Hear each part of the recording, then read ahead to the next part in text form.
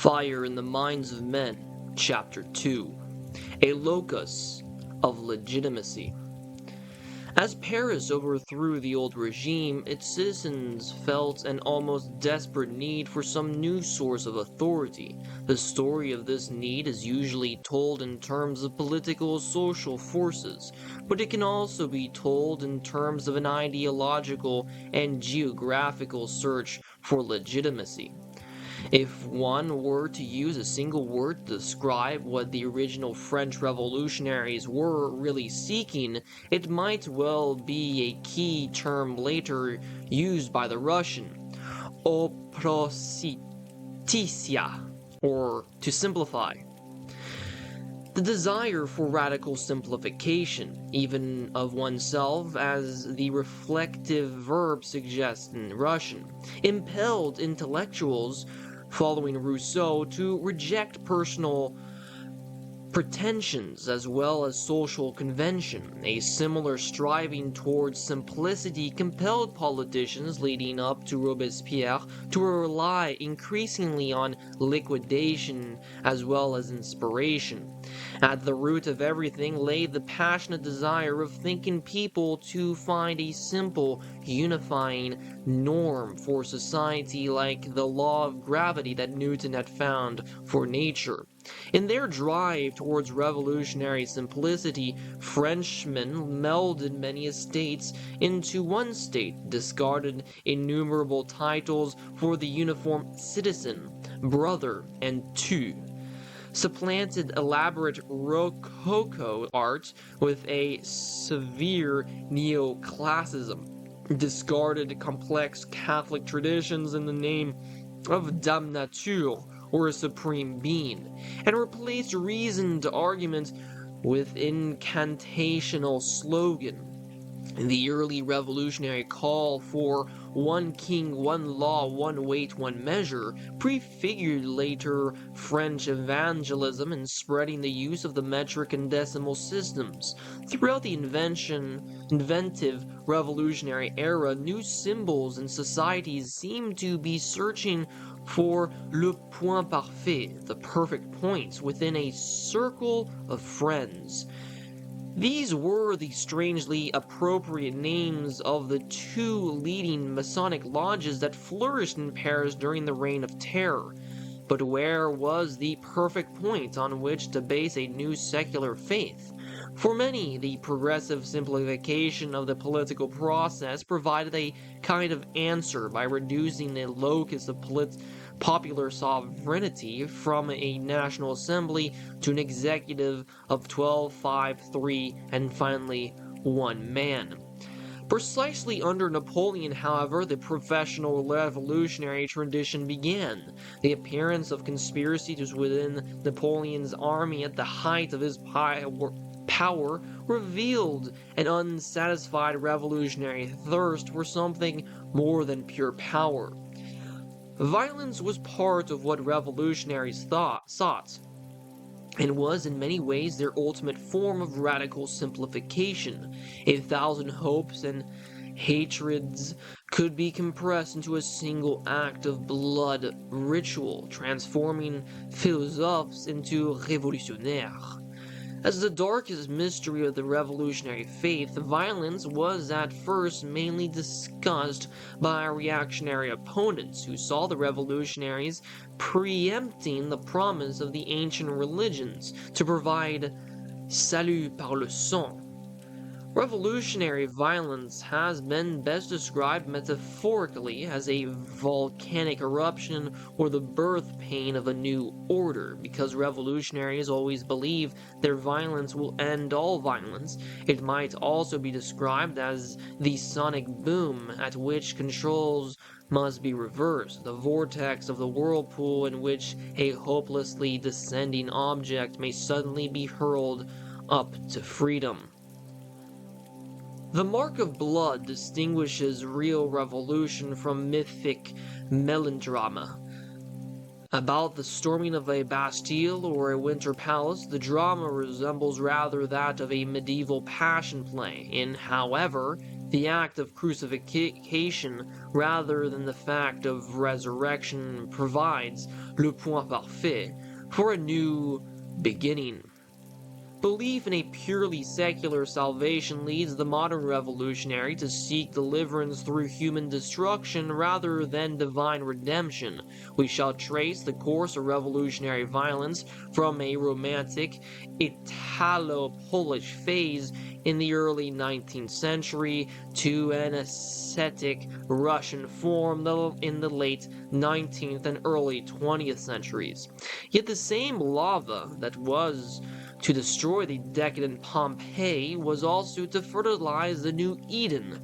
The original search for revolutionary legitimacy involved not just the razing of the Bastille and beheading of a king, but also the quest for sacred space in which perfection might appear and oracles might speak. The story can be traced through both places and people. It begins in the cafe of the Palais Royal and leads on to the neglected figure of Nicolas Bonneville.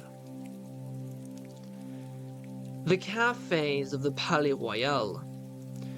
Nowhere, the literal meaning of utopia, first became somewhere in the Palais Royal, in the cafes that rig the gardens of this great royal enclosure in central Paris. The heavenly city of the 18th century philosophers found earthly roots. High ideals were translated into coarse conversation. Salon sophistication became bourgeois bravado. Reform moved through revolt to revolution.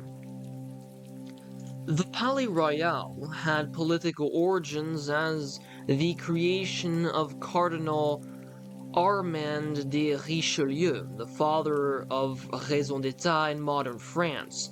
The palace was transformed into an enclosure complex and galleries,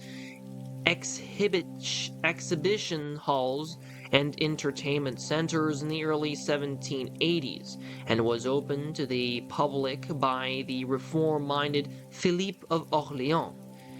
His avarice rapidly converted it into a profitable center of pleasure where all desires can be gratified as soon as conceived. In the late spring of 1787, Philippe built Le Cirque, a large oval enclosure more than 100 meters long in the middle of the garden, for large meetings and sporting events. The cafes in the arcade and the circus in the center of the Palais Royal incubated an intellectual opposition that went beyond the mild Whiggish reformations of the London coffee houses that the House of Orléans had originally sought to imitate.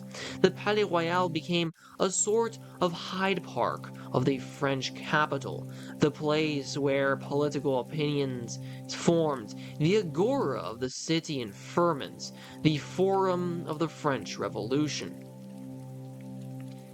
If the French Revolution can be said to have begun in a single spot at any single moment, it may have been in the gardens of the Palais Royal at about 3:30 in the afternoon of Sunday, July 12, 1789, when Camille Desmoulins climbed up on a table and cried "Aux armes!" to the milling crowd. He was suggesting a collective Parisian response to the news that had just come from Versailles about the king's dismissal of Necker. Within half an hour of his speech, the crowd began coursing unto the streets, carrying bursts of Necker and the Duke of Orléans. The moment was dramatic, in the most intense and literal sense of the word. The Palais Royal had attracted an expectant audience. A minor operatic composer had set the stage, helping Desmoulins to mount what he called la table magique, taken from the Café Foy. A green ribbon attached to Desmoulins' hat, by some accounts a green leaf plucked from a tree, provided that the new costume, a badge of nature and of hope, to brandish against the unnatural emblems of a hopeless aristocracy. The urban hero was, just like St. Just and Babeuf to come, an intellectual journalist from rural Picardy. In response to his hang harag, the supporting cast of hundreds spilled out into the streets. Their immediate purpose was to demonically appropriate one of forcing all the theaters in Paris to cancel their evening performances, as if to remove from the city any drama that might revile their own. Having shut the theaters, they converged on the greatest open square in Europe, the Place Louis XV, which they helped transform into a theater of revolution. Under the equestrian statue of the king's father, the crowd brandished the burst of the king's dismissed minister and of his suspect cousin. The first act of the revolution drama began at 8 p.m. in the square when stray fire from royal troops created the first martyrs of the revolution, and the mob responded by sacking nearby armories. The drama was to return repeatedly to this great open-air theater for its climatic scenes: the execution of the king in January 1793, with the setting renamed Place de la Révolution, and the Easter liturgy celebrated by Tsar Alexander for the entire Russian army after the final defeat of Napoleon in 1850, renamed again as Place de la Concorde.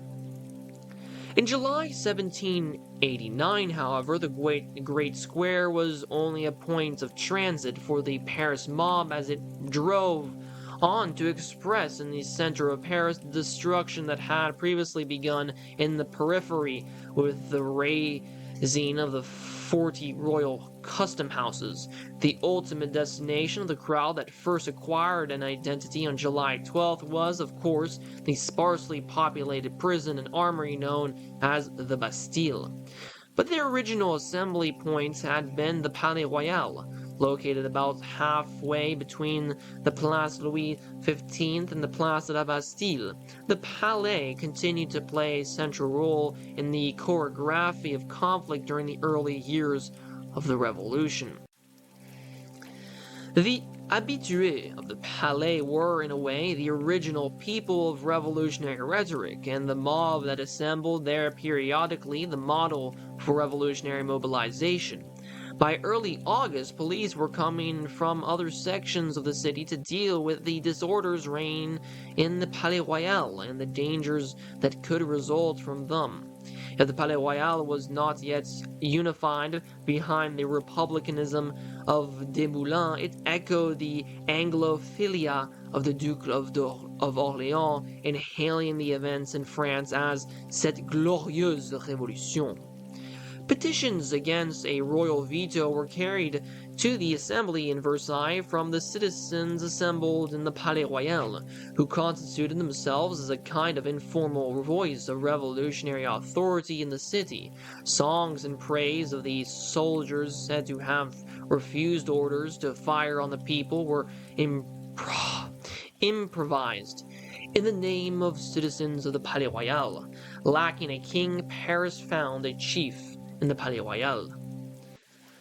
The locus of legitimacy was the critical issue. The ultimate protagonists were the king's court at Versailles on the one hand and the headless form of the people in the Palais Royal at Paris on the other. Standing between them, however, in the summer of 1789, were the newly constituted National Assembly, still under the king's shadow at Versailles, and the formal government of Paris, still at the Hôtel de Ville on the Rue de Rivoli, halfway between the Palais Royal and the Bastille. On August 30th, a crowd of 1,500 set off from the Palais Royal to the Hôtel de Ville for the first of two unsuccessful petitions to gain official backing for a march on Versailles. Finally, on Sunday, October 4th, 1789, a large group formed in the Palais Royal. It was joined by other Parisians to march on Versailles the following day and brought both the king and the National Assembly back to Paris. Paris itself thereafter became the battlefield. The king resided in the Tuileries Palace, popular authority, in the Palais Royal just across the Rue Saint-Honoré. The National Assembly was relocated close to both in the drafty building of the former Royal Riding Academy overlooking the Tuileries Gardens. The terminology used to characterize factions within the assembly revealed a thirst for the spatial sanctification of immaterial ideas. Legitimacy was identified with a physical location, left or right, mountain or plain. The middle position in the assembly between the two extremes became known as the swamp, le marais, the morass occupied by those unfit for either land or sea. One of the earliest historians of the Revolutionary characterized le marais in popularized terms that anticipated later revolutionary denunciation of the center as unprincipled, opportunistic, and lacking the conviction of either right or left.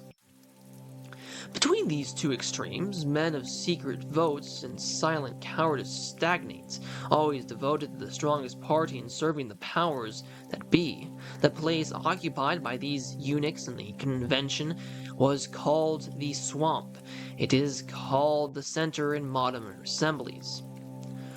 When, with the division of Paris into 48 sections on June 27, 1790, the Hôtel de Ville was effectively superseded by a new form of popular government, the Commune of the Paris sections and the section of the Palais Royal, later called the sections de la Montagne, became the largest sectional government in the center of the city.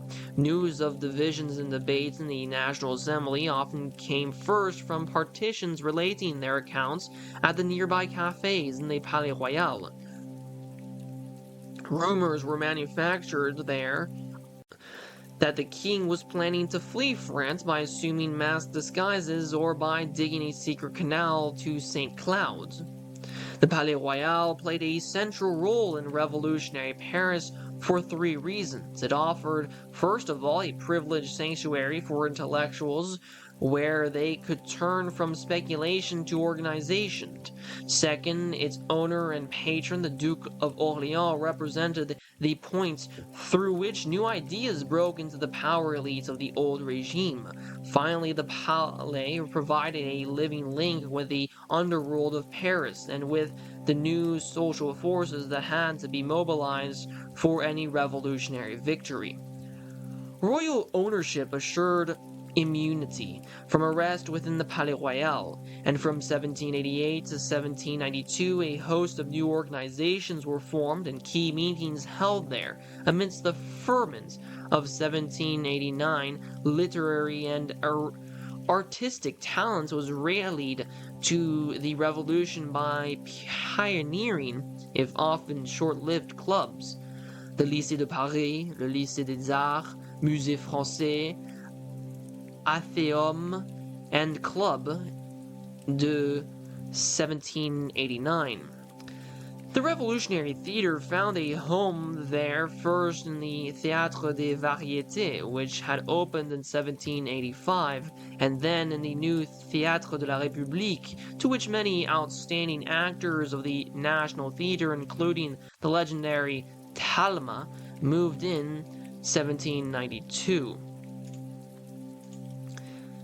The mob that burst forth from the Palais Royal in July 1789 carried a bust of Philippe of Orléans along with one of Necker, and the mob that went to Versailles in October also acclaimed the king's cousin as the ownership of the Palais Royal, Philippe. Philippe was seen as a patron of the revolutionary cause within the royal elites. His journey to London later in 1789 was seen by some as a part of an Anglophile maneuvering to move France closer to constitutional monarchy. Philippe had written his own regulations of life for the Palais Royal in February 1789. Among other things, it called for formal Wednesday evening soirée and 25 thinkers.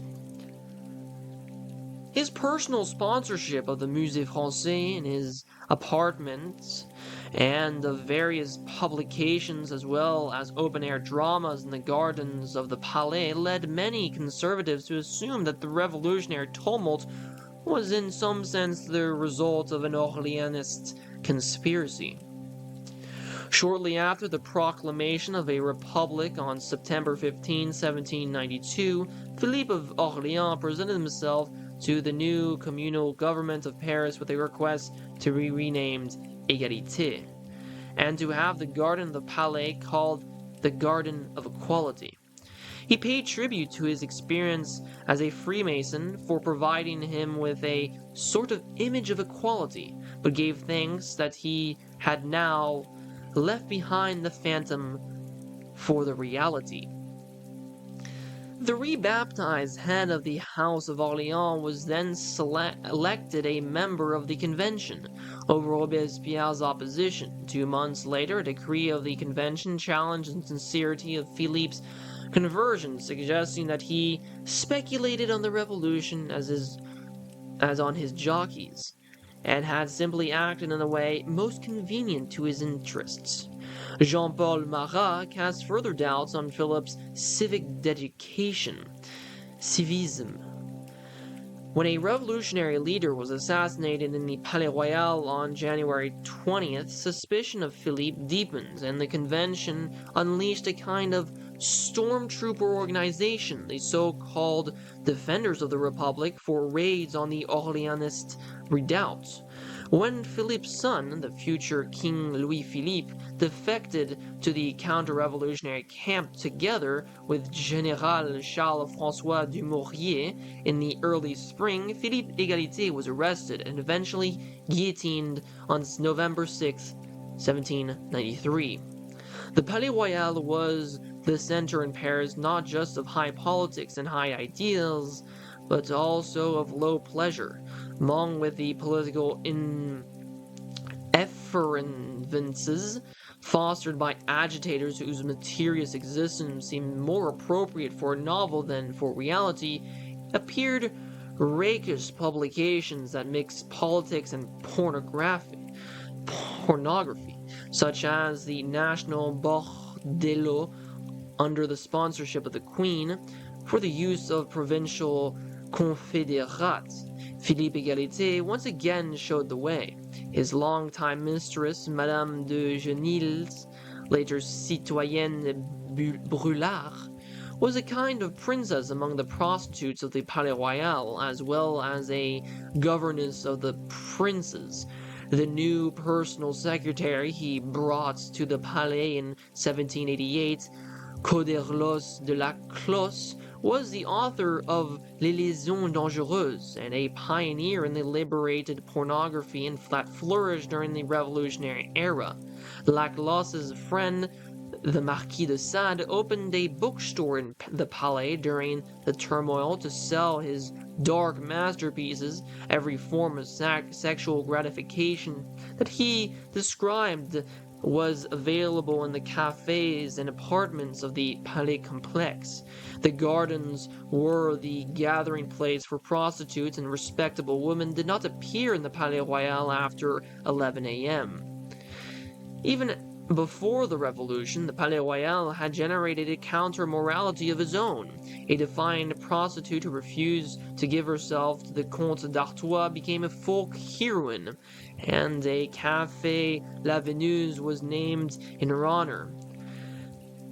The promenade of boutiques and galleries in the center of the Palais, where contacts and assignations were usually made, the so-called Galerie de Bois or Camp de Tartare, had as its central sculpture La Belle Zulima, a wax statue of a naked woman done in realistic flesh color.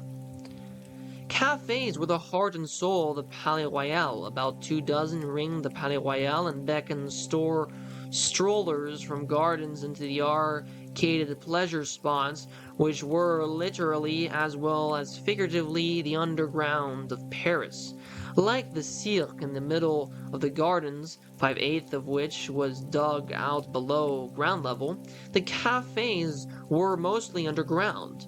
Some of the most important names, Café des Caveaux, Café des Aveugles, and Café du Sauvage, suggest the fetid air, mysterious darkness, and indulgent abandon that characterize these subterranean retreats.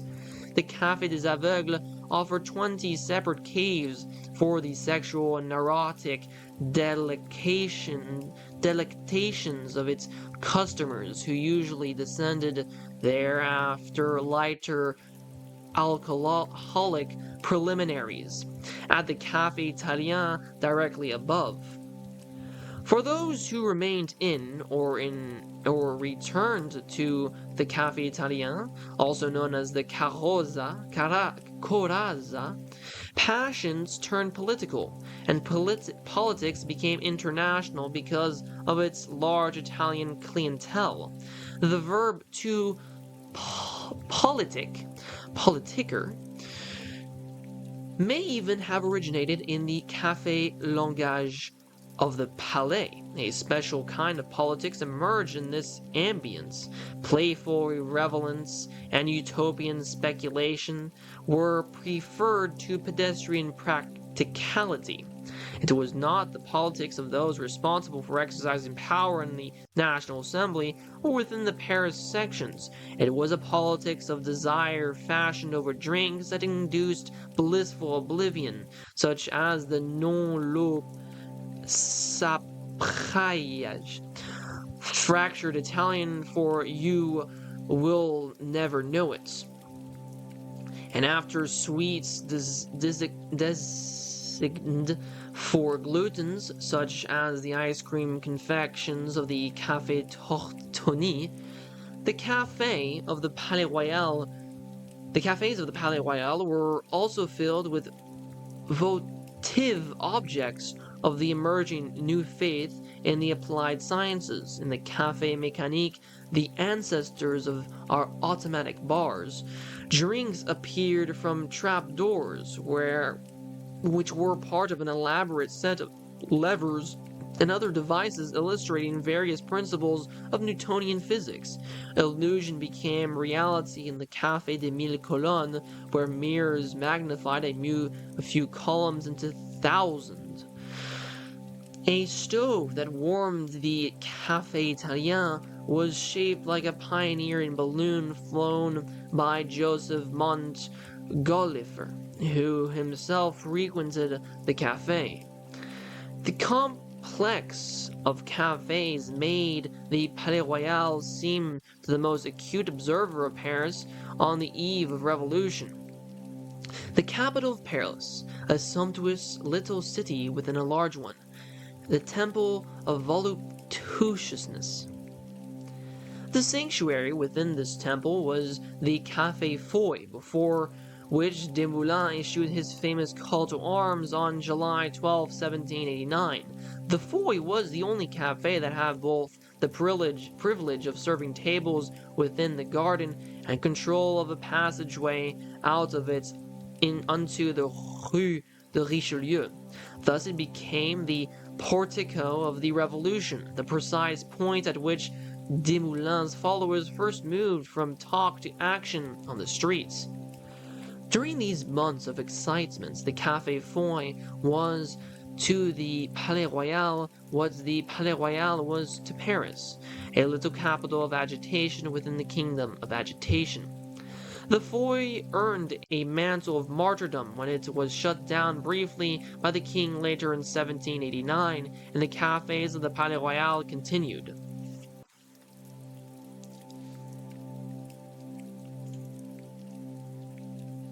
A locus of legitimacy.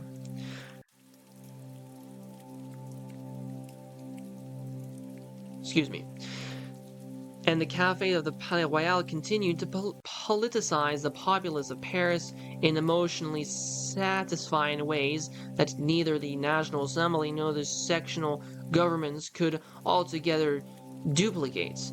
As one relatively neutral observer wrote in 1791, When a posterity more reflective and enlightened than the present generations studies the history of the French Revolution dispassionately, it will not be able to believe that the cafes became the supreme tribunals within a city at the center of a free state. The Café de Foy and the Café de Caveau are today two republics in which the most pronounced intolerance takes the name of patriotism. In this period, cafes grew and formed clubs. Their tables became tribunals, their habitués orators, their noises motions. As the quarreling among the revolutionaries began more intense, each faction tended to have its own café within the Palais, serving as both outpost and headquarters. The Café de Caveau was a gathering place for the Girondins, who prepared the demonstrations of August 10, 1782, that overthrew the monarchy and established the First Republic. The Café Italien was an assembly point for the more radical Jacobins who eventually occupied the National Assembly and established the revolutionary dictatorship in the early summer of 1793. But the Jacobins operated mainly outside the Palais, deriving the name for their nationwide organization from the Jacobin monastery where the Parisian leaders first met. The Jacobin politicians were deeply suspicious of the Palais Royal because of its obvious lack of discipline and at the same time out of contrary fear that it might ultimately fall subject to the discipline of a potential claimant to the throne, Philippe of Orléans. They feared not only the royalists who also controlled the cafes within the Palais, but also the foreign friends of the revolution who enjoyed the hospitality of the Palais Royal. Thus, during the nationalistic mobilization of 1793, when all Paris became a theater of political conflict, the Jacobin dictatorship of Robespierre curtailed the freedom of the Palais Royal, the cafe headquarters for the Jacobins and Babovistes were some distance away on the left bank. Thus, long before the Cirque was burned down in 1789, the cafes cleaned out by Napoleon in 1902, the Palais Royal lost its centrality.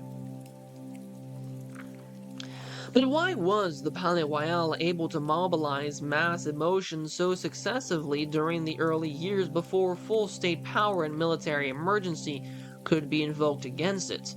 The truth seems to be that the cafes provided not just a protected place for political meetings, but also the intoxicating ambience of an unearthly utopia. Distinctions of rank were obliterated, and men were free to exercise sexual as well as political freedom. In the course of a single visit, one might slip such libations of liberation as a new tricolored liquor, savor foreign foods and perfumed boîtes, see the Lanterna Magica, trace the history of the world in the apartments of Philippe Égalité, visit a quasi-pornographic wax museum in the Arcades, attend a melodrama which included music and acrobatics in the Cirque, and then go underground for entertainment that ranged from ventriloquism by a dwarf to sex with a 7-foot 2-inch Perusian prostitute, Mademoiselle Lapierre. In such an atmosphere, illusion and fantasy mixed the material gratification and made the ideal of total secular happiness seem credible as well as desirable. Hedonistic awakening was combined with political and intellectual discussion in an atmosphere of social equality and directness of communications that had been unknown among the aristocratic conventions of the old regime. All races were represented among the servants, entertainers, shopkeepers of the Palais. Two blacks, known as Aladdin and Scipio, were revered rather in the manner of court fools during the Renaissance, and were even called upon to resolve conflicts. The form of communication was egalitarian. The often scattered tautological language of the cafes was incorporated into plays produced by the Duke of Orleans in his Garden of Equality. His so-called Jean Poissard introduced irreverent forms of speech that soon found their way into revolutionary journalism.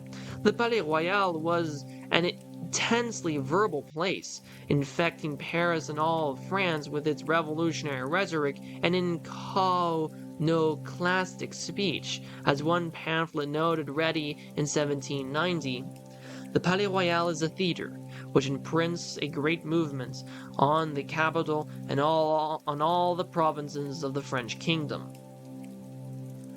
The anonymous writer was describing an incident in which Mirabeau had been challenged by a mob in the Palais, and the implications was that legitimacy lay no longer with the orator of the assembly who hides under the mask of national interest, but with the spontaneous people in the Palais. The Palais had become not just the temple of patriotism and wisdom, but also the point of combustion for La Révolution Sentimentale, that immense and quasi-universal explosion of sensibility that begins with Rousseau and helped transform a political crisis into an emotional charged upheaval.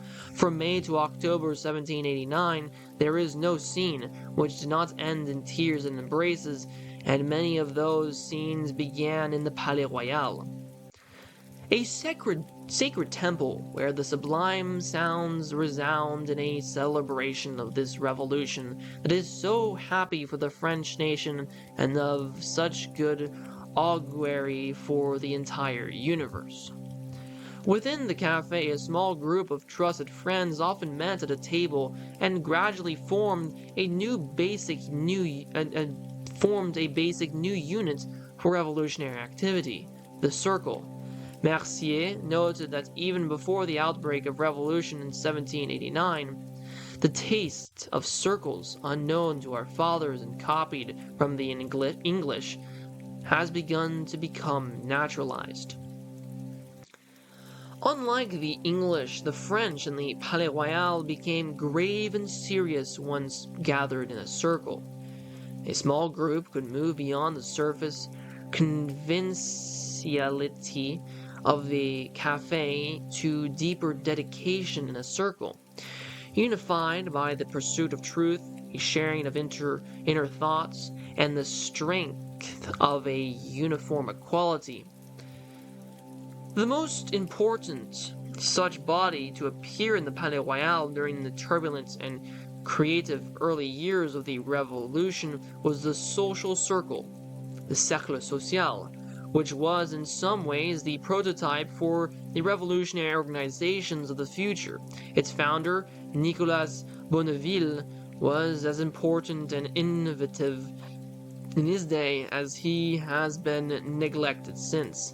It is to this remarkable figure that attention must now be turned.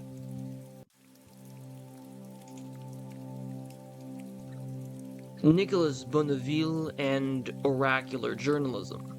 Editorial offices, no less than cafes, were breeding grounds of the new revolutionary faith.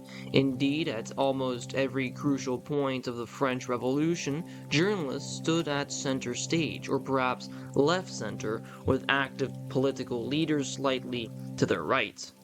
The Abbé Sieyès, a denizen of the Palais Royal and a leading voice of the Third Estate in 1789, suggested that the Fourth Estate of journalism may have been even more important than the Third.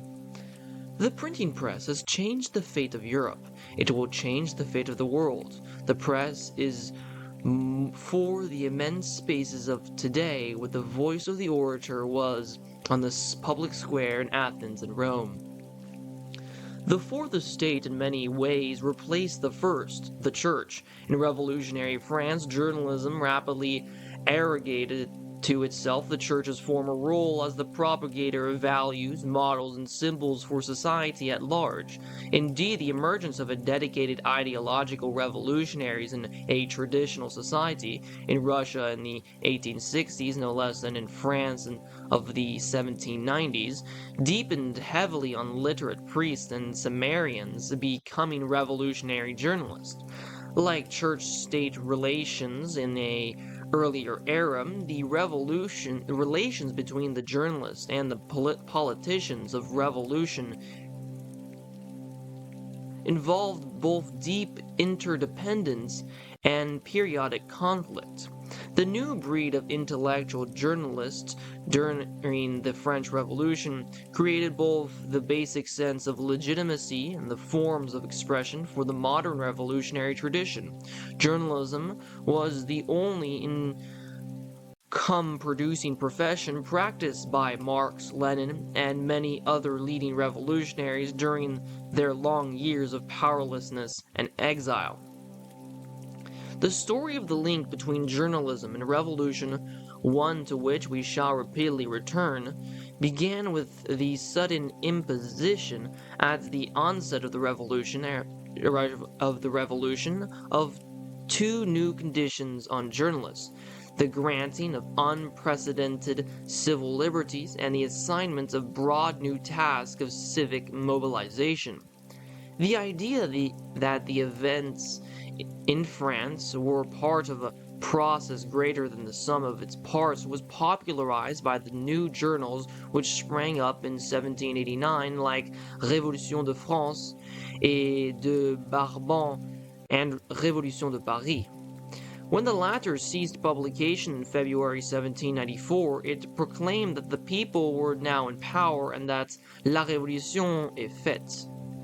But by then, the reign of terror was at its height, and a new species of journalist agitators had educated the masses to believe that the revolution was not at all completed.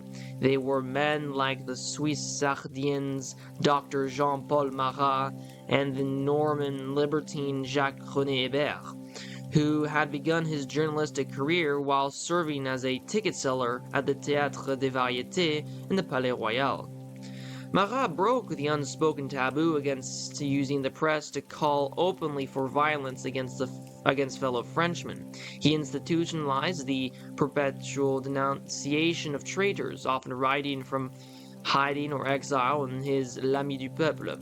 He in many ways anticipated and validated the main ideas of the Jacobin dictatorship, attacking both the Girondists and the Palais Royal. When murdered in his bath on the eve of the Bastille Day, 1793, he became a martyr of the uncompleted revolution and was transfigured immediately into an icon by David's famous painting. 5 other journals appeared to perpetuate Marat's title. 2 others call themselves Véritable Amis du Peuple. The more earthly Hébert provided the people not with a friend, but with a spokesman, the coarse but candid Father Duchesne, a figure of folklore well known in the vaudeville of Paris and in the cafes of the Palais Royal. Hébert delivered his own editorials in the rough language of this mythical personality, who became a kind of everyman for the Parisian mob, and lent his name to Hébert's newspaper, Père Duchesne. He inspired even more imitators than Marat. Hébert popularized the revolutionary technique of anathematizing people not as individuals, but rather for the sins they allegedly personified. Brissottisme, Buzotisme, and so forth. Père Duchesne reached beyond the realm of commentary and even of agitation to exercise for brief moments direct revolutionary leadership. Hébert had found the secret of arousing the animal instincts of the mob through the power of the printed page. The appeal of Père Duchesne was so great that he reappeared in every revolution of the 19th century France, along with Mère Duchesne, Les Fils du Père Duchesne, and so forth.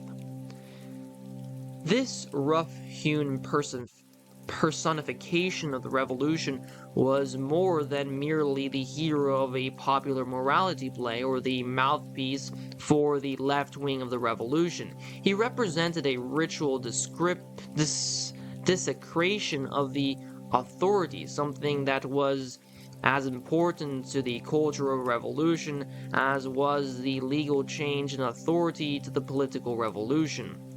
The celebrated profanity in Hebel's journal not only appealed to the masses, but also encouraged them to overthrow the secret tyranny of language exercised by the aristocratic French and its elaborate conventions of classical restraints. The forbidden words of Hebel both heralded and legitimized formerly forbidden acts carried out during the Reign of Terror. Many early aristocratic supporters of the revolution had their tongues silenced by Hebel before their heads was removed by Hebel's readers. Along with the seizure of power, there came a seizure of speech, a prise de parole. Indeed, the four-letter outburst of the youthful demonstrators in the late 1960s echoed the political shock tactics of Hebert, who never began a number of the Père Duchesne without putting in a foutre au bougre. This gross vulgarity signified nothing but signaled a total revolutionary situation by using language to impose something beyond language, which is both history and the part one is to play in it. In a highly verbal cultural linguistic shock was essential to the sustaining of the revolutionary spirits. The intimidating effect of the aristocratic or academic speech had to be shattered by the seizure of the forbidden word, that which the established order prescribes because it destroys its legitimacy. The word which is both hidden and forbidden, the word which has been buried under accumulated generations of alluvial respectability. Hebert cut through these layers with a vulgarity that fed the rage of the Parisian populace when food supplies ran low late in the winter of 1793 through 94. In demanding social controls, the economic redistribution, the journalists exceeded the limits that politicians could tolerate. Martyred by Robespierre, Hebert was rediscovered in the 1840s as a forgotten hero of the revolution and a fresh model for militant revolutionary journalists frustrated by bourgeois cultural and anxious for social rather than political change. But among all the pioneers of revolutionary journalism, Nicolas Bonneville was perhaps the most original. He was the first to issue the famous cry of La Marseillaise, aux armes citoyens, even before it was used to summon the mob to the Bastille. From May to July 1789, Bonneville's new journal, La Tribune du Peuple, directed attention beyond the revolution when taking place to the revolution that is being prepared. He took for deliverance not to any political republic, but to the Republic of Letters, a rallying of intellectuals to lead mankind. Bonneville saw his new journal as a circle of light, whose writers were to transform the world by constituting themselves as simultaneously the center of light and a body of resistance. They were to be legislators of the universe, preparing a vast plan of universal regeneration, and opposing those pusillanimous beings who the indifferent crowd can call moderate people. The supreme authority was not to be any elected official, but a tribune, a modern vision of the idealized tribal commander of the uncorporated early Romans. The revolution to come must be led by a tribune of the people, a reincarnation of the special leaders first chosen by the plebeian legions in 494 BC, to defend them against the Roman practicians. On the eve of the first anniversary of the seizure of the Bastille, Bonneville became the first to use the most basic weapon in the revolutionary seizure of speech. He substituted the familiar plebeian form of adresse tu to the formal aristocratic vous in addressing the King of France. Though Bonneville was elected secretary of the Assembly of Representatives of the French Paris Commune that met in June 1790, it was basically through his new journal that he worked to exercise his Tribunat de la République des Lettres. In the 17th and the last issue of his Tribune, he proclaimed the intention to provide the revolution with a mouth of iron, a kind of tribune that will always be open. He published a bulletin de la bouche de fer in the summer, and in October put out the first issue of La Bouche de Fer, which he saw as a kind of public oracle. C'est la force magique, et sa bouche de fer sauve la République. The first issue, called La Bouche, a different superior power, a fourth power, a power outside and above the three branches of government that the American Revolution had taught Europeans reformers to admire. This superior power had a right and obligation to conduct censorship and denunciation in defense of the revolution.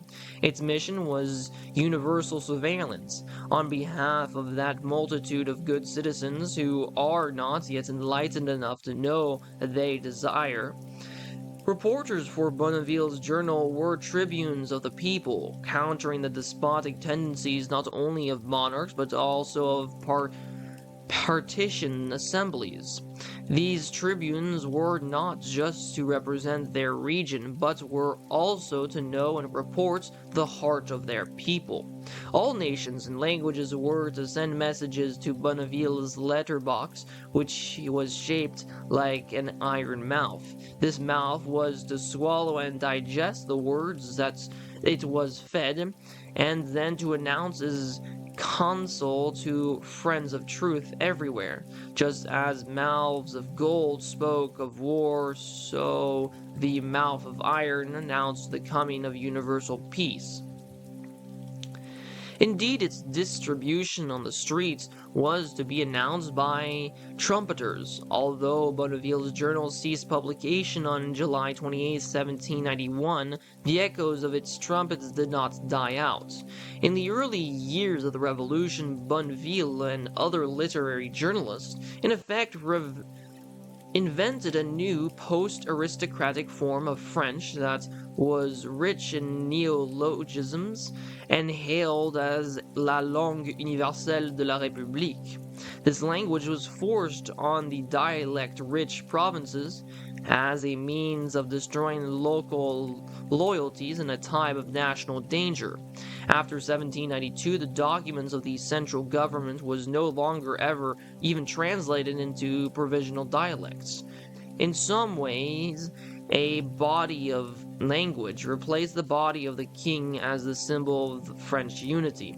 This new language was derived from the living speech of the Revolution itself. Revolutionary France destroyed many oral traditions of the provinces and countryside in the course radiating its own song and speech out from Paris.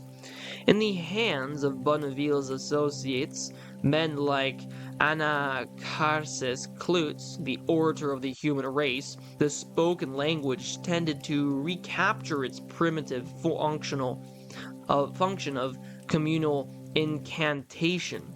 Bonneville's closest friend, Claude Fauchet, was a curate who helped storm the Bastille,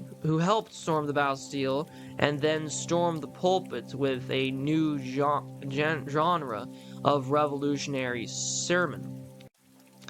In the very citadel of Catholic France, Notre Dame Cathedral, Fauchet used words that anticipated Lincoln to call for a new kind of government, pour le peuple, par le peuple, au peuple. Many revolutionary leaders had been trained in rhetoric by the Jesuits and in oratory as prosecuting lawyers or preaching curates. Philosophers in the pre-revolutionary period had increasingly sought less to prove than to move, less to demonstrate than to touch. As a young advocate, Robespierre had dreamed of stimulating within the hearts this sweet shudder by which sensitive souls respond to the voice of the defender of humanity. Vous frémissez, monsieur, Danton said to the National Assembly as it prepared to found the First French Republic in 1792. This voluptuous shudder seemed to be a symbol of the contagion of the world. It reflected as well the decisive transformation made by Danton himself, the Mirabeau of the populace, in revolutionary rhetoric, the discarding of classical metaphors and aristocratic forms of earthly speech directed at the masses. Oratory in this new idiom fed the fever of 1792 through 94 and dominated the new civic rituals. Revolutionary journalists often seem to echo, if not actually to reproduce, the spoken word. Spontaneous speech was thought to approximate the language of nature itself. There was a revulsion that was almost physical against any writing not directly inspired by revolutionary ideas. Saint Just denounced the demon of writing, which led to the tyranny of Burrus. Cluse warned against the men of letters who were not men of ideas. Bonneville cried out almost audibly against the mania of degrees. Point de décrétonomie où nous perdons les mœurs et la liberté. Bonneville insisted that the authority of revolutionary intellectuals should supplant once and for all that of authoritarian politicians. He had been one of the first to revile Necker before the revolution, to denounce Lafayette as a potential Caesar, and to warn against Jacobin ambitions with a slogan Point de société dominatrice. The appearance of revolutionary intellectuals in the modern world is inseparable from their reverence for le peuple Dieu. For Bonneville, the only antidote to the aristocratic indulgence of talking societies was immersion in the language of the people. Bonneville had in mind, of course, not the words actually spoken by ordinary people, but what he thought of as the hidden language of their true desires, the expression of the goodness they preserve when living naturally as brothers and friends. Well, before the revolution, Bonneville had urged the aristocratic Condorcet to speak more simply. If writers do not inspire the people, who always have a rapturous feeling for nature, the fault lies with the aristocratic philosoph's own loss of touch in the language of fire, the universal language, sighs and tears. In his proto-romantic search for pure origins and radical simplicity, Bonneville suggested that both speech and worship began when man first placed fire in water and heard the whistling sound is. He contended that the Cathedral of Notre Dame had been superimposed on an earlier, more universal cult of Notre Isis. The legitimizing myths of the revolution became inextricably connected with key words drawn from the language of sighs and tears, and used for incantation more than explanation. The rational discourse of the philosophies was engulfed by a torrent of terminology created by intellectuals for plebeians, repeated in staccato shouts and italicized or capitalized on fly sheets and wall posters. Literate reformers of an earlier generation bitterly denounced the new disposition to dominate conversation, with idée force to profit from the power of badly defined words and to camouflage enunciations by using on dit que rather than a precise and human nominative. But they recognized that the new journalists had found the secret of arousing the masses. The people, burdened with their daily work, have neither the ability, time, nor desire to read.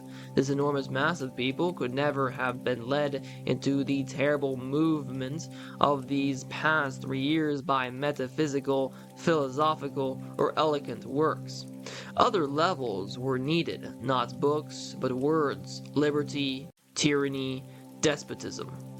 In revolutionary Paris at the height of the terror in 1794, words had become weapons. Robespierre silenced Hébert in March and justified further censorship by a special study of the language in May, which described words as bounds of society and guardians of all our knowledge. From the still undisciplined Palais Royal, however, came a call for the direct translation of words into deeds in a pamphlet approximately entitled L'Explosion by Jean-François Varlet, a protege of Hébert and Bonneville, warning that despotism has passed from kings to committees. If words ruled the world, ultimate power could be thought to inhere in the compilation of Ultimate Dictionary. Efforts to do so were in fact made by two literary friends of Bonneville and of each other, Restive de la Bretonne and Louis-Sébastien Mercier. Each of them wrote detailed descriptions both of ordinary Parisian life and of the Palais Royal at the beginning of the upheaval. The universal language each sought to create was the language of aspiration in the city both loved, and the imagination in the section they knew best. Restif attempted to compile a glossographe for the new universal language that would free French from being merely a dialect of Latin. Mercier devoted most of his energies in the revolutionary era to a magnum opus that appeared only in 1801, Neology or vocabulary of words that are new or to be renewed. Mercier compared his own accomplishments to Bonaparte's conquest of territory for the Republic, describing himself as the premier livrier de la France. Premier livrier de la France, a position apparently comparable in the Republic of Letters to Napoleon's first consulship in the Republic of Politics. After falling out with Napoleon, Mercier continued to work on his partially suppressed and never completed Universal Dictionary of Language. Like Restif and Bonneville, Mercier died forgotten and has continued to be largely neglected by historians of the Revolution. But unlike the other two, his importance for the subsequent development of the revolutionary tradition does not require special attention. Mercier is properly remarked primarily for anticipating the French Revolution. His remarkable utopian work of 1768 to 81, the year 2440, predicted the destruction of the Bastille and a future republican form of government for France. The republic was to be based not on institutional mechanisms, but on a democratized language that would have reinstated equal dignity for words as well as men. No single word will be vile, and people through the world will be nourished by words from journals twice as long as English gazettes.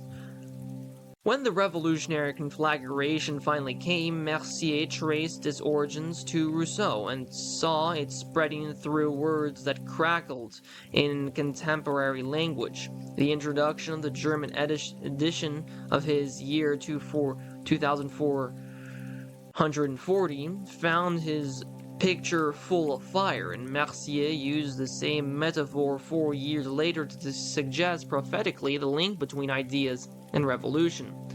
The flame of philosophy has been lit and dominates Europe. The wind of despotism is curbing the flame, can only stir it up and billow it into larger and brighter bursts.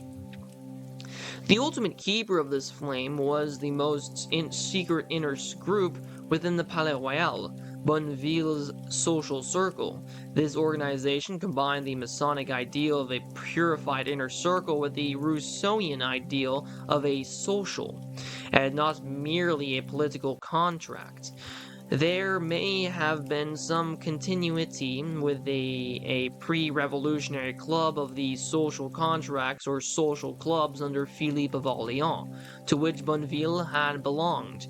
He appeared first to have conceived of this new organization in October or November of 1789, and first to have formed it in the summer of 1790 out of the Thursday editorial meetings of his Tribune of the People, initially as an organ of surveillance and censorship for la bouche de fer. Bonneville distinguished his new organization from all other revolutionary clubs. The social circle, which seeks neither master nor disciples, is not at all a club, he insisted in his first issue of La Bouche. Members had secret cards and assumed names. They comprised an inner group within a broader patriotic circle of the Friends of Truth, and La Bouche was their hierophanetic interpreter of truth to those outside. Bonneville sought to organize in the cirque of the Palais Royal a universal confederation of the Friends of Truth, and attracted some 6,000 members to its opening session in October 1790. Bonneville appears to have viewed it as a kind of rival ideological parliament to the National Assembly, organized by old friends united in principle and the heart long before the birth of the National Assembly. The Constitution of the Confederation, published in November 1790, describes it as the servant of the social circle and of all the circles of free brothers, frères, affiliated with it. Circles of free brothers may have existed in Utrecht, Geneva and Genoa, and Philadelphia all had correspondence centers for the social circle. Another main outlet appears to have been London, where Bonneville had lived and written just prior to the Revolution, and where a painting press and formal branch of the social circle were founded under one of our English Fromm brothers, John Oswald.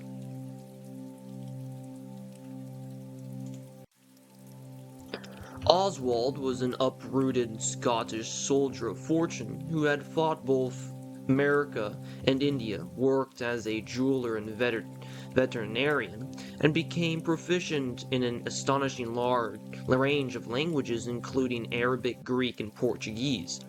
One of the first foreigners to hail the French Revolution, Oswald became in effect Bonneville's London correspondent. He translated from and contributed to Bonneville's publications and transmitted them to Frank-Scottish and Frank-Irish, as well to Anglo-Frank brothers. Bonneville's English friends denounced the English Constitution, long admired by French reformers, as a parliamentary despotism. It represents poor people in the way wolves represent sheep. Oswald personally joined the military struggle of the French Republic against the British-led coalition. In Paris in 1793, just before going off along with his two sons to die in battle in the Vendée, he published The Government of the People, or a sketch of a constitution for universal commonwealth by John Oswald Anglo-Frank, commandant of the 1st Battalion of Pikes in service of the Republic of France. A constitution for universal commonwealth was the only one worthy of the Universal Confederation of the Friends of Truth. In his major work for the Universal Confederation of the Friends of Truth, Bonneville saw social justice radiating out from the center of the social circle, and truth generating the electricity of the virtuous conduct. He provides one of the first realizations of the rule of an intellectual elite. In intellectual organization, truth is the center to which all should gravitate. The very dedication to truth, however, may require the tactical concealment of some truths. Not out of gratuitous cruelty, but in order to secure little by little universally the innumerable steps that must be taken on our ladder. All the parties should respect la bouche de fer, since it serves none of them, but only truth. Bonneville's Friends of Truth envisions the universal rule of the Republic of Letters, not the parochial control of any political republic. Authority was to come not from below by assembling the États Généraux, but from above by the Confédération des Écrivains Généraux. Bonneville's group was a self-conscious, self-proclaimed intellectual elite. They were les intelligences supérieures, capable of finding une lumière vive dans les sphères très élevées de la maçonnerie. The hope of humanity lay, therefore, in purifying the intellectual elite, not in imposing any checks upon its power. The main reason for fear was external, the persistence of irrational violence par les imaginations mal réglées. Bonneville's concept of rule by superior intelligences represents the first revolutionary equation of abstract intelligence with concrete people claiming political authority. Thus, Bonneville launched the idea of an inner intellectual circle as the controlling unit of a secret international movement. He seems even to have anticipated the future eastward migration of this idea through the German Kreis and the Polish Kota and the Russian Kruzkov, when he wrote, even before the revolution, in France, in Italy, in Germany, and above all in Russia, they are cherishing the hope of one day being admitted into the miraculous secrets by the beneficent superiors who watch over all the members of the society. Bonneville anticipated both the idea of an elite intelligentsia and the special receptivity of Russians to this concept. It seems appropriate that the key founder, Count Dmitriev Mamonov, of the pioneering group the Order of Russian Knights within the first Russian revolutionary movements, the Decembrists of the 1820s, had not only read Bonneville but insisted, for the basic design of a plan I know of no more suitable book than La Bouche de Fer de Bonneville. In a chapter of his work for the Friends of Truth entitled On the Theory of Insurrections, Bonneville described how a beloved magistrate would appear before his people in the new order to conduct a naturalistic version of Holy Communion.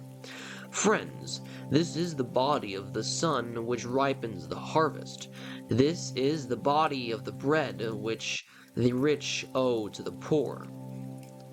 He addressed his readers not as Freemasons, francs-maçons, but as francs-cosmopolites, an altogether new breed combining the natural order of the early Franks and the universal fraternity of the modern Enlightenment.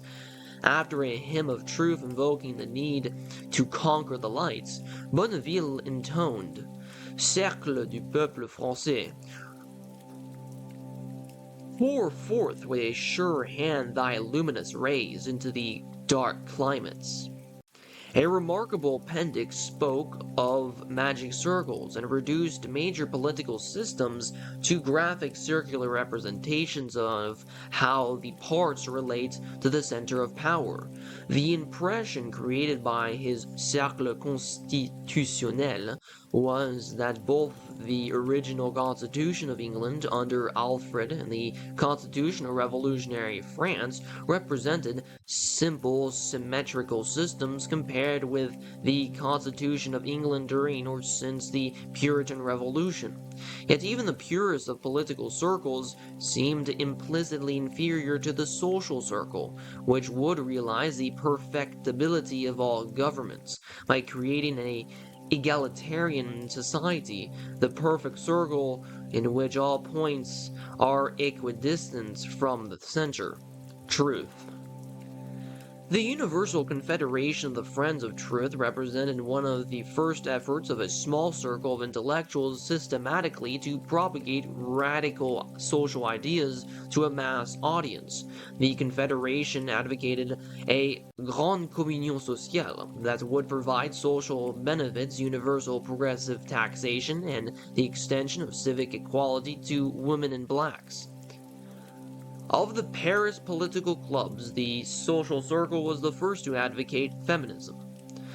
It called for circles of women to accompany those of free brothers, and formed on February 15, 1791, in the Cirque of the Palais Royal, a feminine society of the Friends of Truth, with the Dutch État Palme Nedaldier as president. The social circle was also relatively sympathetic to the cause of the blacks. Among the many engravings and medallions that Bonneville's artistic brother François designed for the social circle, two of the best depicted in the classical style a black man and a black woman bearing respectively the legends, I am thy equal, color is nothing, the heart is all. Is it not, my brother? In freedom as thou art, the French Republic, in accord with nature, has willed it. Am I not thy sister? From the beginning, Bonneville's stress on social equality rather than political discipline and the determination to be universal and hospitable to foreigners rendered his organization suspect to the Jacobins. They accused Bonneville of building an explosive new volcano in the underground cafes, whose crater was the mouth of hell. La Bouche d'Enfer was a play on words with the title of Bonneville's journal. In February 1791, Bonneville answered the Jacobin accusation that his program was incendiary by agreeing that he was in truth attempting to generate the warmth of universal fraternity. His combustible material was often foreign. Thomas Paine moved in 1791 from his London association with Mirabeau's former secretary to take up residence with Bonneville and his wife to become their closest friend. Fresh from completing his famous defense of the French Revolution, The Rights of Man, Paine, together with another American in Paris, Joel Barrel, helped impart a sense of apostolic linkage between Republican America and Revolutionary France. Bonneville argued against Marat's call for a revolutionary dictatorship after the king tried to flee abroad in 1791. No more king, no dictator. Assemble the people and face the sun. Proclaim that the law alone will be sovereign. Their belief in a totally legal order led Bonneville and Paine to oppose the two key political decisions of the First French Republic, the execution of the king and the establishment of Robespierre's dictatorship. The Jacobins rejected Paine's argument that revolutionaries should rise above the death penalty, and Marat denounced Bonneville as a base flatterer in the pay of Lafayette. The murder of Marat intensified the fear of foreign subversion and the suspicion that the cosmopolitan Palais Royal was its breeding ground. Bonneville's principal collaborators on Chronique du Mois, the journal he founded after the Bouche de Fer, Brissot and Condorcet were killed, and Paine and Bonneville's other foreign friends were imprisoned.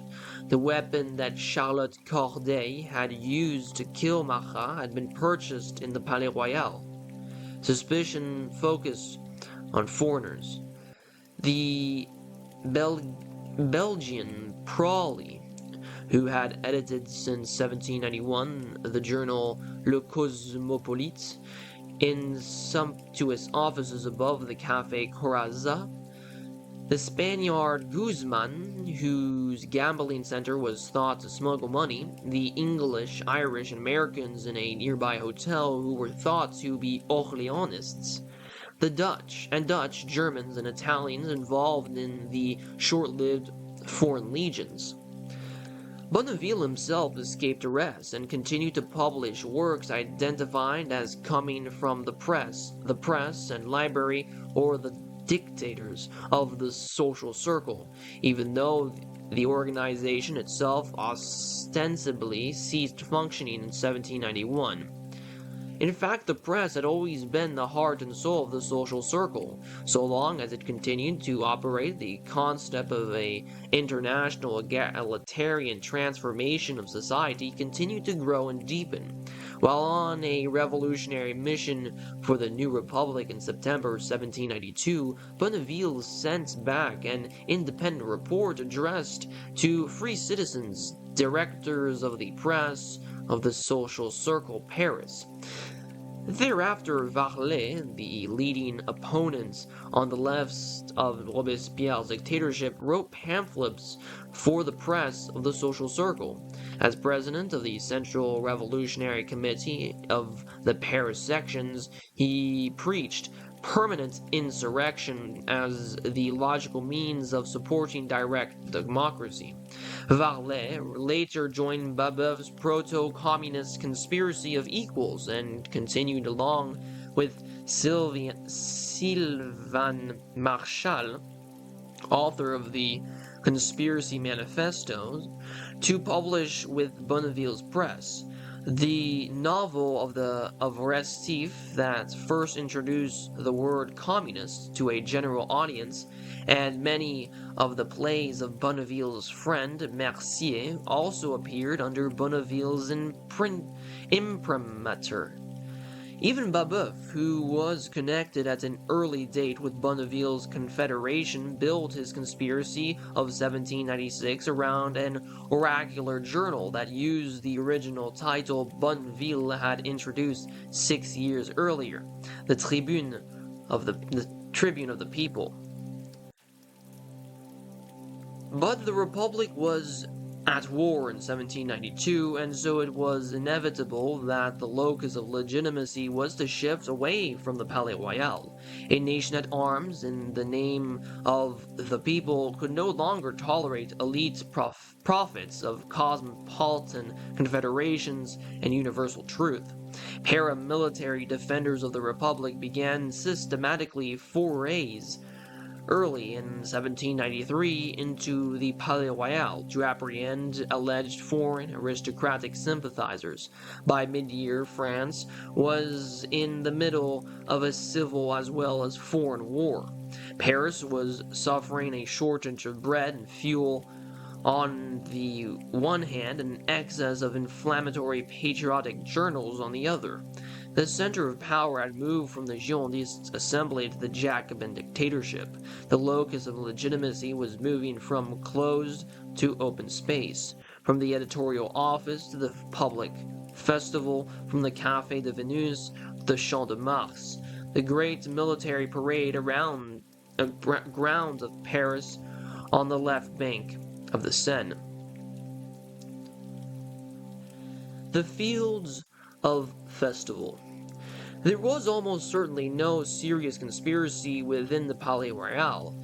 Philippe of Orléans was too weak to constitute a political threat, and no cafe-based organization had the structure of supports to rival either the national network of Jacobin clubs or the sectional governments within Paris.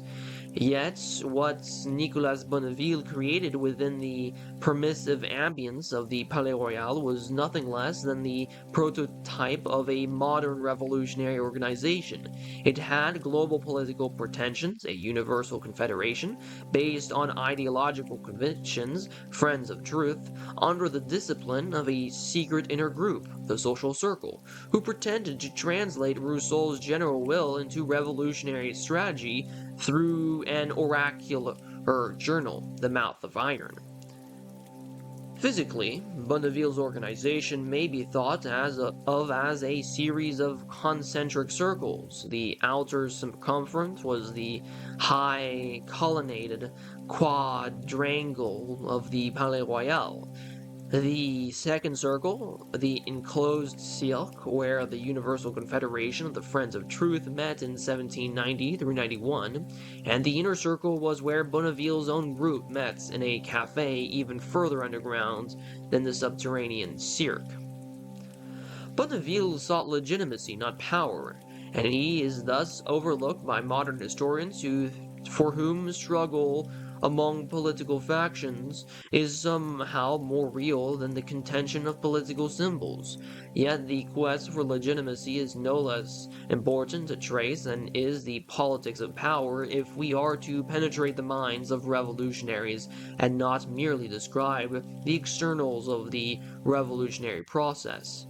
Bonneville made the most thorough effort to replace the circle of the court at Versailles with a new circle of authority in Paris, but the people still needed something to rally around, a common point of reference, if not of reverence. New rituals to replace the rituals of Versailles and Notre Dame. The search for authority in a landscape newly stripped of familiar landmarks led many to look beyond language for direct certainty. Disoriented men and women unconsciously discarded the familiar reference symbols used in conventional communications and reached out for condensation symbols that might directly represent truth itself. If the inner circle was a condensed symbol of perfection and equality, opposing the linear hierarchical symbols of the old regime, the circle required a center, some point of reference to unify and equalize all the points of its circumference. The unifying point of authority within Bonneville's circle was the press. It was the totem within the social circle, the larynx behind the mouth of iron. The press became and has remained the core of revolutionary counter-authority to modern political tyranny. The smell of printer's ink is the essence of modern revolutionary organization, but for all its importance, the printing press could not provide the unifying authority for society, or even a condensation symbol for the revolutionary faith. In the first place, the printing press was a complex machine rather than a simple expression of nature. Revolutionary authority juxtaposed the simple and natural to the complex and traditional. If the circle was the microcosm of a purified nature, any central symbol within it would have to be a distillation of nature. In the second place, the function of the printing press was to produce written reference symbols, not direct condensations or representations of things. Revolutionary Paris was not prepared to follow any linear parade of words or train of thoughts.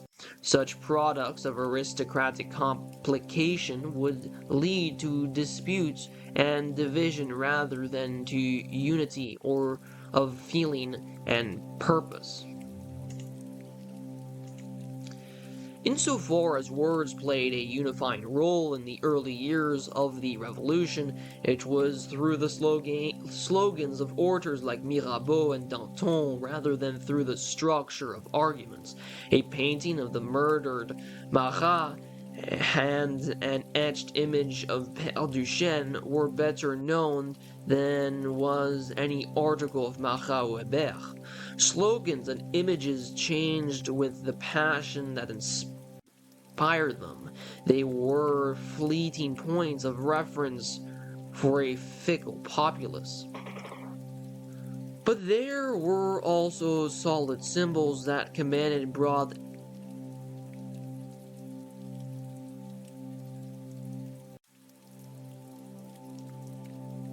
allegiance. They provided rallying points for popular rituals of unity during the early years of the French Revolution. The first, of course, was the Bastille itself, the architectural embodiment of unyielding authority provided a condensation symbol for the old regime, and in late June and early July a target for the hitherto diffuse unrest of Paris. France first found its revolutionary identity not only by storming the Bastille, but also by razing it utterly, creating in the heart of Paris a field of nature where the towers of tradition once stood. From the stones of the leveled fortress, 83 small models of the Bastille were built and sent to every department of France to perpetuate there the horror of despotism. The site of the Bastille itself became a cleared space, a tabula rasa. Many proposals were made to fill it with symbols of a new order, but the first to be realized was the enormous sphinx-like statue of nature erected there from the Feast of Unity and Indivisibility in 1793, on the first anniversary of the overthrow of the monarchy.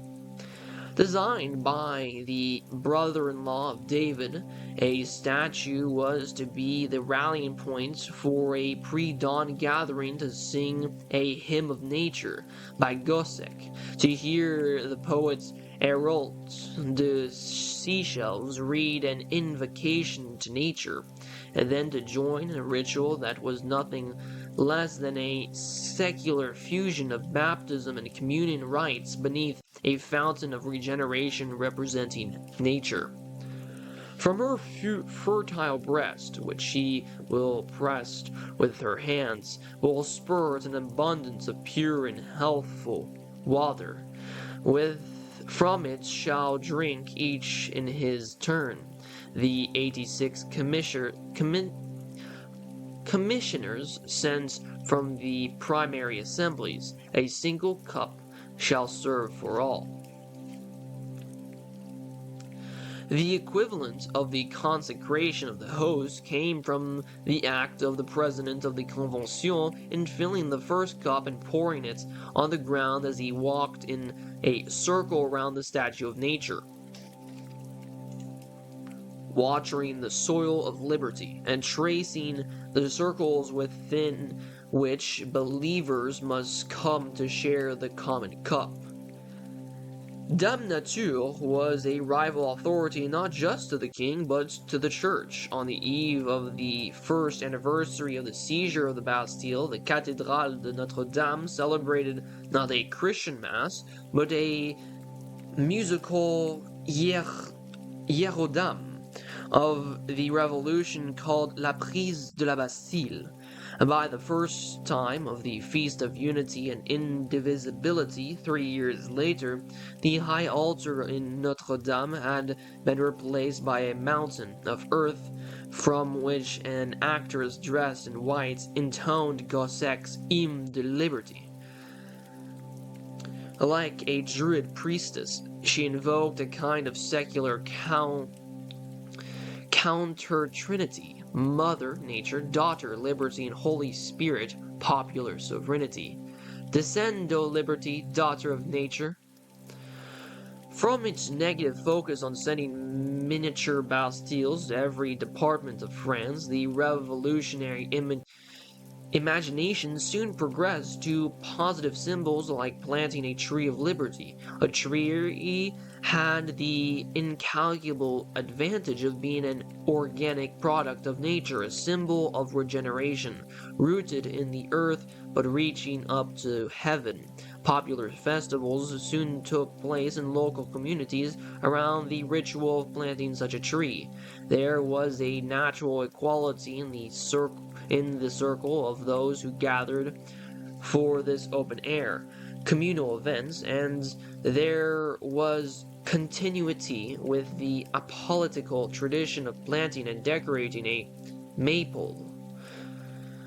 But the Tree of Liberty was a living totem, an acceptable new form of verticality amidst the leveling impulses of the Revolutionary era. The tree was preferably a young oak, which symbolized strength and youth and did not cast shadows. Communal activities were to conduct open to be conducted openly in the sunshine nearby in defiance of secretive tyrants who, in the words of one orator, never felt obliged to expose all their acts of governing to the light of day.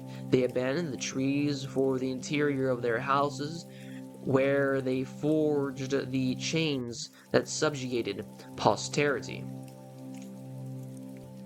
Trees of liberty were often fertilized with the ashes of patriots killed in battle, and were used to replace crosses in public spaces. They were venerated for their mute pedagogy as silent teachers of the community. In the feast commemorating the execution of King Louis XVI, the planting of a Tree of Liberty was the central obligatory ritual. The Tree of Liberty was now said to be fertilized by the blood of kings, blood that came from the third and most famous focus of revolutionary ritual, the guillotine. The guillotine was first employed in Paris in April 25th, 1792, to execute an assassin who had been apprehended 3 months earlier in the Palais Royal. Viewed from the open air around Liberty Trees, the subterranean recesses of the Palais seemed particularly suspect. Already in 1790, the police had referred to this shadowy cloaca and the extraordinary device that was unveiled to avenge the murder there was a mechanical device for decapitation championed by an enlightened member of the National Assembly, Dr. Guillotine, in order to democratize and humanize capital punishment.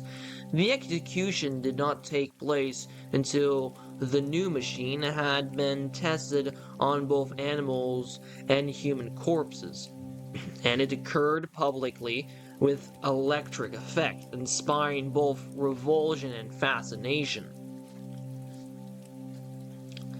If the rituals around trees of liberty were essentially dances, those around the guillotine were dramas of the highest order. The guillotine was a hypnotic attraction in the great squares of Paris. It became the leading actor in those open-air theaters. After its debuts in the Palace de Grève, the guillotine moved in August 1792 into the Place du Carrousel, directly in front of the Royal Palace. In April 1793, it was left out on permanent public display and transferred in May to the most prominent public place in Paris, the Place Louis XV, where it remained until the end of the Reign of Terror. Each gesture of each prominent figure on the way to the scaffold was invested with meaning, and legend were spun out of the alleged final words of many who perished on this sacrificial altar. The guillotine turned the revolution into a drama that all could understand. It was the Enlightenment on display, punishing all equally without causing unnecessary suffering. La Sainte Guillotine was the awesome heroine of a mortality play. The ending was known, but there was the perpetual possibility of minor variation in individual performances. This Mass for the masses offered the certainty of blood sacrifice and the promise of collective redemption. By the end of the Terror, children were being given guillotine toy guillotines, and sparrows for practice executions. This collective ritual in the public places of Paris made anything taking place on an indoor stage seem pale by comparison. The event was free, and to cite the slogan that the theaters had adopted from Bonneville's Fauché Siècle, par et pour le peuple. Talma and his colleagues at the pro-revolutionary Théâtre de la République in the Palais Royal were frequent spectators at the greater drama taking place outdoors. Evrianov, the man who directed the greatest open-air revolutionary pageant of the 20th century, the recreation by the city of St. Petersburg of the Bolshevik seizure of power, has perhaps best characterized the revolutionary play that unfolded in Paris. In 18th century France, the competition between life in actuality and life on the stage had reached the point where no one could say which was more theatrical. In both, there were pompous, overstudied phases, a mannered refinement of bow, smiles, and gestures. In both showy costumes, courtyards, powder, rouge, beauty spots, monocles, and very little of one's natural face. And then a reaction began. The first to come to his senses on life's stage was Jean-Jacques Rousseau. The first on the theatrical stage was Talma. Both of them, lackeys in their youth, wanted to return to the conceited lords of life, back to naturalness. More than a political revolution was needed to expose the theatrical pomposity of the hierarchical system of its life. The first revolution changed only the mise en scène and changed the roles. Having established a purely theatrical equality, the first thing to be concerned with was costume. The painter David sketched the costume of the free citizen. The actor Talma tried it on in the theater, and the people approved it and adopted it. The wigs were burned, the back of the neck was cut short, and people began to greet one another with a spasmodic nod of the head, imitating those who were guillotined. The revolution's passion for theatricality extended even to the bodies of the decapitated victims, as people played with them, sang to them, danced, laughed, and greatly amused themselves with the awkward appearance of these actors who so poorly played their funny roles. In a word, the Great Revolution was as much theatrical as political. Only those succeeded who had an artistic temperament and sense of timing. Incorrigible actors, utterly unhappy to be without a director. The people soon discovered one in the person of Napoleon, an actor who dared to teach the great Talma himself. But in search for legitimacy involved more than the dance around the Liberty Tree and the drama of the guillotine. It involved a festive attempt to realize utopia, not in the enclosed Palais Royal, but in the open air, to transform old Paris into a new Jerusalem, to move from the guillotine's kingdom of fear to a republic of rejoicing in which Dame Nature was queen. One revolutionary proposing changes in Parisian street names asked, "Is it not natural that from the place of the revolution one should follow the streets of the Constitution to that of happiness?" The very geography of Paris was invested with moral meaning, and the only question for the believing revolutionary was where in Paris is the place of happiness and how does one get there? Revolutionary Paris declared in practice that happiness lay in an open field to be reached by a festive procession.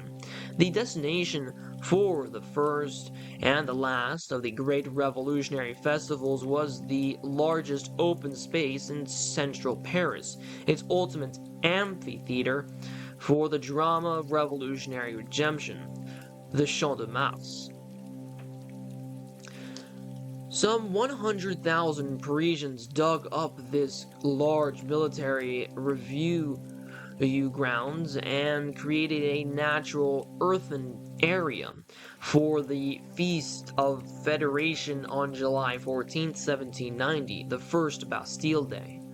More than 300,000 Frenchmen from all over the country marched in procession through driving rain to hear a vast chorus commend the unified French nation to the sun. Pure fire, eternal eye, soul and source of all the world. The Champ de Mars became a metaphysical center of Paris, and the revolutionary choreographers decided that henceforth national feasts can have no enclosure except the vault of the sky, because the sovereign, that is to say the people, can never be shut into a circumscribed place. The Constitution was delivered to the people from that open sky in an open field by balloon on September 10, 1791, as the venerated dead were being moved from open Christian graveyards into enclosed pagan pantheons, living revolutionaries moved from Christian cathedrals into pagan parks, driven by a kind of cosmic claustrophobia. A procession from the ruins of the Bastille was combined with the popular assembly in the Champ de Mars on the second Bastille Day in 1791. By the time of the Feast of Indivisibility in August 1793, the procession was in fact organized into a kind of five-act drama of revolution and redemption. Stops along the way resembled stations of the cross. The pre-drawn gathering watched the sun rise over the statue of the nature and at the place of de la Bastille. The group picked up strength as it surged through Paris, which was drowned in a sea of flowers. The cortege flowed into the Tuileries, Jardin National, where the 2,400 delegates of the 48 sections of Paris were joined by the entire National Convention and 50 members of the Jacobin Club, La Société Mère, who melded into the procession to the Champ de Mars.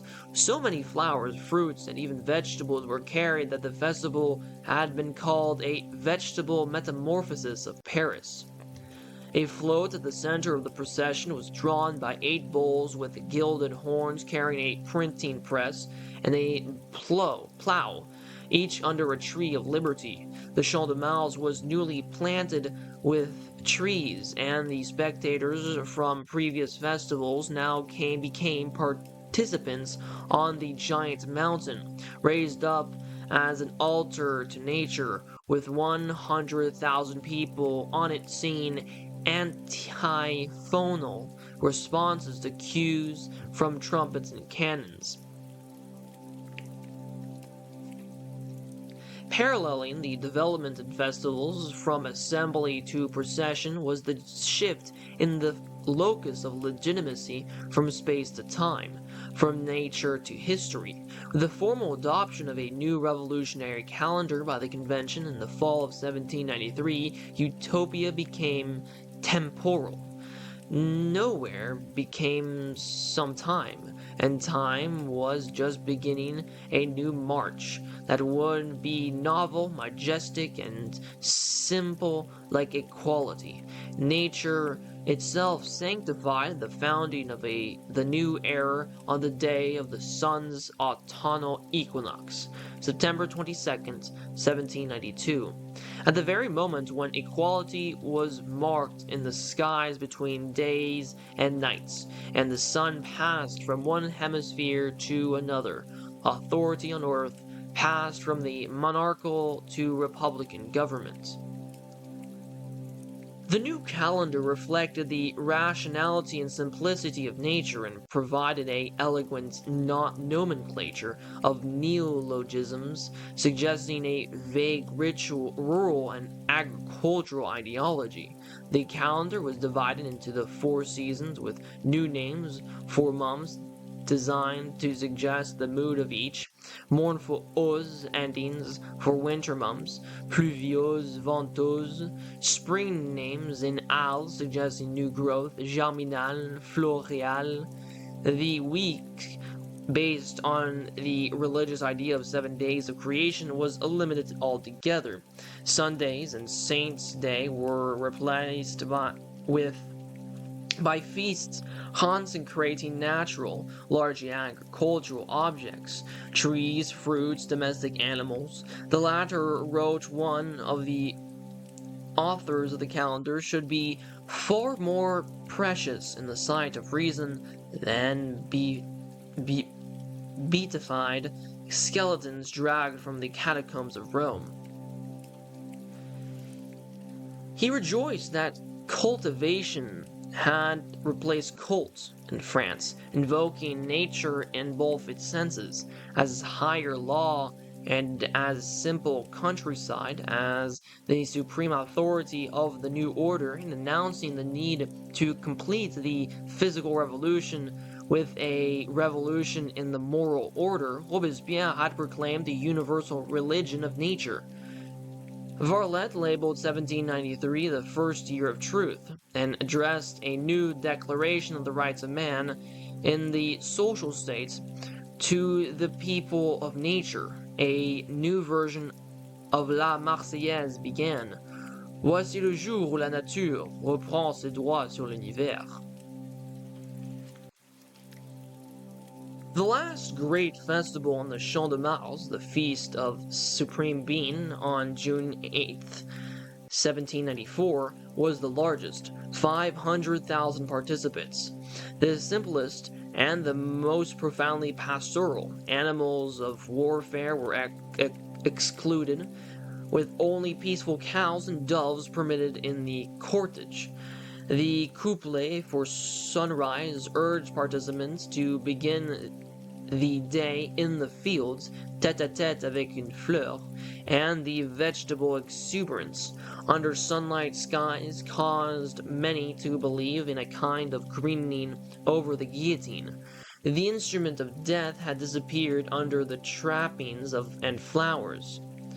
The revolutionary calendar seemed to be heralding a new life of fête.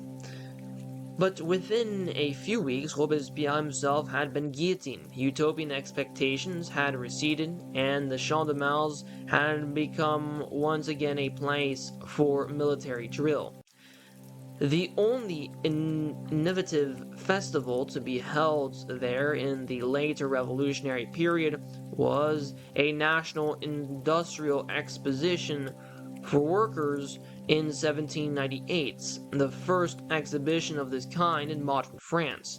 The Champ de Mars had become a field for displaying iron, and the great iron totem, the Eiffel Tower, eventually rose to dominate the very fields on which the festivals of nature had once unfolded.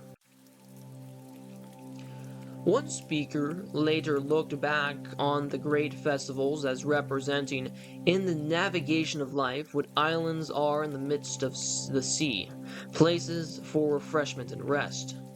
It was a more powerful image than the former participants may have intended, for many of the most dedicated revolutionaries felt the need to retreat at some points in the turmoil to real or imagined islands. The first major festival after the fall of Robespierre was his apotheosis on October 11, 1794, when a special island was created for his remains in a pond in the Tuileries. The service was a kind of rural repudiation of indoor entombments in the Panthéon, a tradition that prevailed from the rebuttal of Voltaire in 1791 to that of Marat as recently as September 21st, 1794. Behind musicians in rustic dress, botanists followed in Robespierre's cortege, bearing the inscription, "The study of nature consoled him for the injustice of men." The event was a throwback to the past, an imitation of Rousseau's burial on an island within a lake of Hermenonville, and at the same time a symbolic anticipation of things to come. Just as Rousseau had sought political relevance by writing a constitutional proposal for the island of Corsica, so later revolutionary pioneers tended to find either hope or solace in the miniaturized isolation of a natural island from the pioneering popularizer of communism in the 1840s.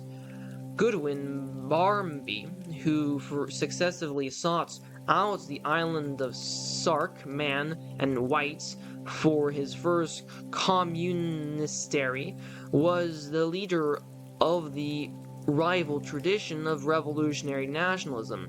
Giuseppe Garibaldi, who repeatedly returned like Antiochus to renew his strength on the small island of Caprera. Those who were to lead the Babeuf conspiracy under the Directorate all retreated for a time under Robespierre to islands of one kind or another. Buonarroti, one of the conspirators of whom we shall hear a good deal later, tried to put egalitarian ideals in practice first in Corsica and then on a small island off Sardinia. Babeuf retreated even within Paris to the relative tranquility of the Île de la Cité to define his agrarian ideal in the relative obscurity of the food administration. Restif repeatedly returned to the even quieter Île Saint-Louis, on which he wrote endearing graffiti and to which he addressed his own epitaph. More's original utopia had been located on an island, and the first modern communist utopia, Morley's Code of Nature, rose out of his earlier utopian fantasy about floating islands, and provided the inspiration for Buonarroti's own island experiments. Morelli's radically utopian ideas about material equality and the redistribution of property helped draw Babeuf and Buonarroti together into the conspiracy of equals.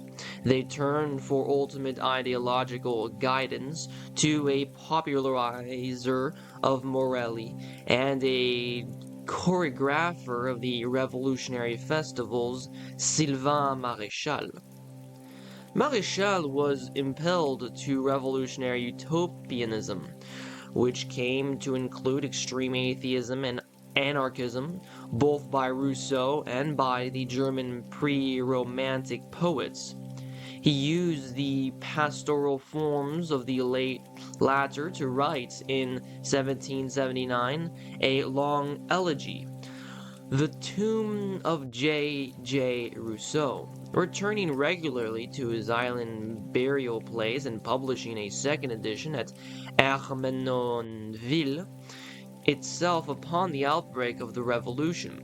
Calling himself the shepherd Sylvain, He drew a picture of pastoral perfection in the Golden Age in 1782, and already in 1785 used the term community of goods to describe his egalitarian ideal.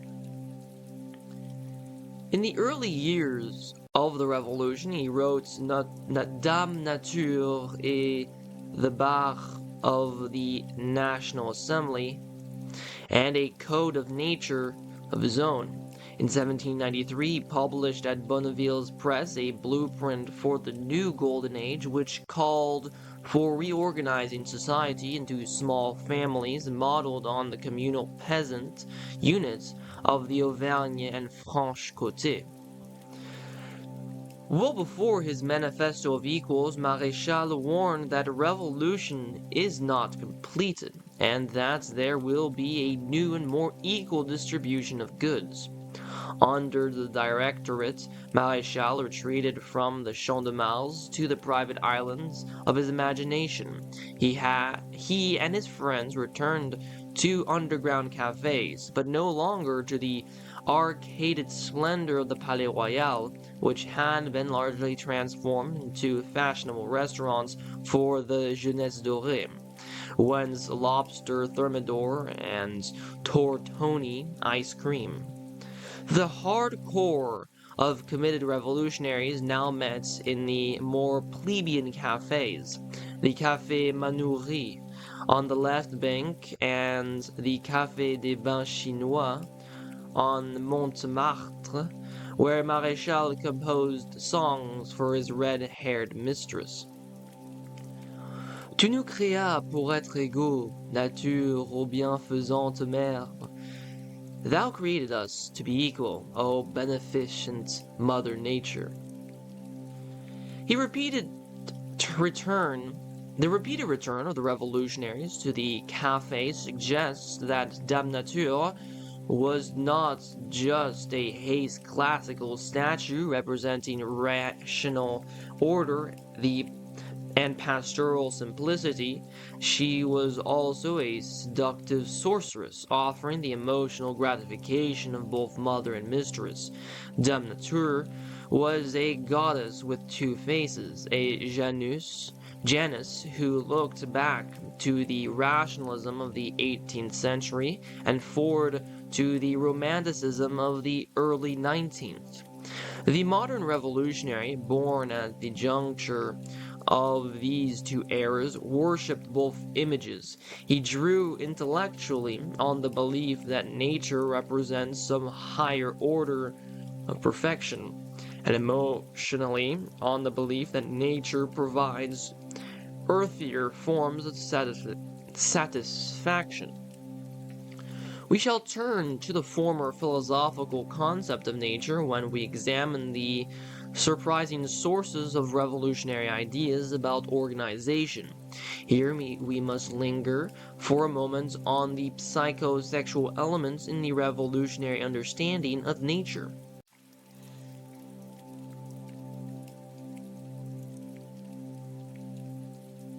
One must note in passing the importance of La Cloche and de Sade in the ambience of the Palais Royal. The fact that many innovative revolutionary thinkers from Mirabeau to Maréchal were major collectors and authors of literary pornography, and the not untypical ménage à trois of Bonneville's wife, with Bonneville and Paine, the former naming his second son after the latter and permitting his wife to move back to America permanently after Paine's companion. Paine's closest American friend in Paris, Joël Barlow, imagined that there were natural sexual origins for festival revolutionary symbols. He traced trees of liberty to the phallic symbol of the Egyptian cult of Osiris, carried thence to Greece and Rome, where Bacchus was known by the epithet Liber, so that the phallus became the emblem of libertas. Barlow derived the Phrygian Phrygian red cap of liberty from a Roman symbol of the head of the phallus. He decried with solemnity the substitution of the maypole and the celebration of May 1st for the older and richer phallic festival of the Liber Deus on the vernal equinox.